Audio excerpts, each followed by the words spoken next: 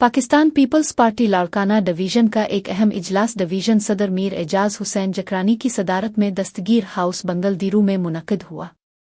इजलास में बतौर खुसूसी मेहमान पीपल्स पार्टी सिंध के सदर निसार अहमद खोड़ू शरीक हुए, जबकि इजलास की कार्रवाई division general secretary Abdulfatah Bhutto ने चलाई।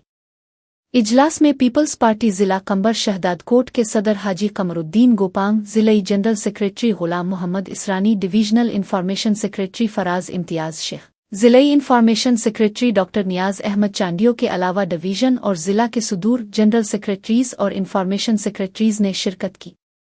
इजलास में डिवीजन के तमाम ताल्लुकाजात और शहरों के सुदूर भी शरीक हुए, जिन्होंने पार्टी को मजीद फ़ाल और मजबूत बनाने के लिए अपनी अपनी तजावीज़ पेश की।